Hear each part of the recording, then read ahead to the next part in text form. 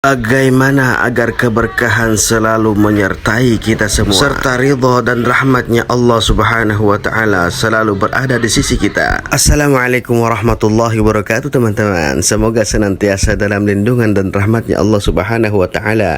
Amin amin ya rabbal alamin. Oke teman-teman yang senantiasa melihat video ini ya, merujuk pada judul video ini, kita akan menjelaskan bagaimana ridha serta rahmatnya Allah Subhanahu wa ta'ala dan juga keberkahan menyertai kita semua. Allah Subhanahu wa ta'ala berfirman dalam Al-Quran, A'udzubillahi minasyaitonirrajim, Man amila amalan salihan min dzakarin aw untha wa huwa mu'minun falanuhyiyannahu hayatan thayyibah wa lanajziyannahum ajrahum bi ahsani ma kanu ya'malun. Ayat ini sangat jelas sekali ya teman-teman, bagi barang siapa, entahkah ia laki-laki kah ataukah ia perempuan kah, namun ia beriman kepada Allah Subhanahu wa ta'ala serta mengamalkan amalan yang saleh. Nah, di ayat yang tadi amalan salihan itu nakirah ya, an-nakirah tufidul umum dalam kaidahnya, yang maknanya adalah semua amalan saleh,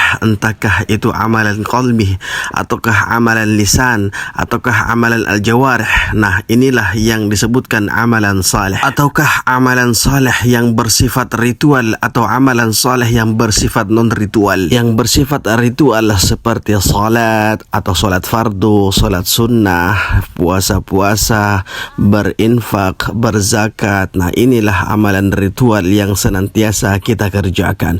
Namun ada juga amalan non-ritual seperti amalan-amalan saleh yang lainnya, berkata baik, tidak berbohong, tidak berbuat jahat, membantu orang atau memberikan semangat orang lain. Ini pun disebut amalan saleh. Nah, semua amalan-amalan saleh yang disebutkan tadi yaitu sesuai janjinya Allah Subhanahu wa ta'ala, falanuhyiyannahu hayatan thayyibah, maka sungguh kata Allah akan memberikan hayatan thayyibah, kehidupan yang baik. Nah, kalau kita kaji lagi ya dalam kaidah bahasa Arab, falanuhyiyannahu, fa ini adalah faus sababiyah, lamnya di sini adalah lamut taukid, falanuhyiyannahu, nunnya di sini adalah nunut taukid. Faus sababiyah, ada sebab ada akibat. Kita melakukan amalan soleh maka akibatnya kita akan mendapatkan janji. Sedangkan ada dua nunut taukid di sini. Nah, ini adalah benar-benar janjinya Allah Subhanahu wa taala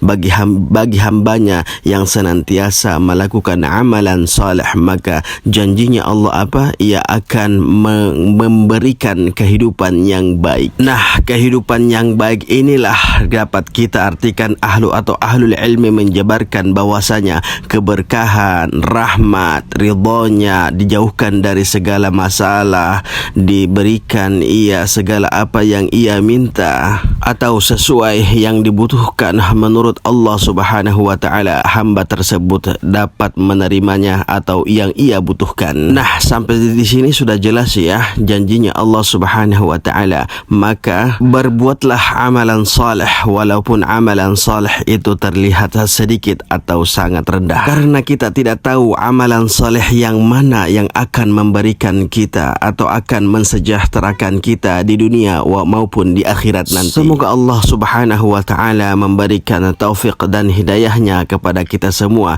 sehingga kita senantiasa mengamalkan amalan yang saleh sesuai yang diharapkan dan sesuai sunnah-sunnah baginda Rasulullah sallallahu alaihi wa ala alihi wa sahbihi wasallam. Oh iya, ada lanjutan ayatnya lagi, walanajziyannahum ajrahum bi ahsani ma kanu ya'malun. Nah, Allah Subhanahu wa ta'ala juga menjanjikan pahala yang besar di dunia maupun di akhirat apabila kita senantiasa mengamalkan amalan yang saleh. Berkata ahlul ilmi dalam bab ini, al-jaza min jinsil amal, apa yang kita lakukan itulah yang kita raih. So, jangan pernah bosannya untuk menjadi orang baik, untuk senantiasa mengamalkan amalan yang saleh, untuk senantiasa membantu orang, apalagi menyelesaikan masalah-masalahnya, karena kebaikan tidak akan pernah jatuh di tanah. Kebaikan akan senantiasa kembali kepada hamba-hamba Allah yang senantiasa membantu orang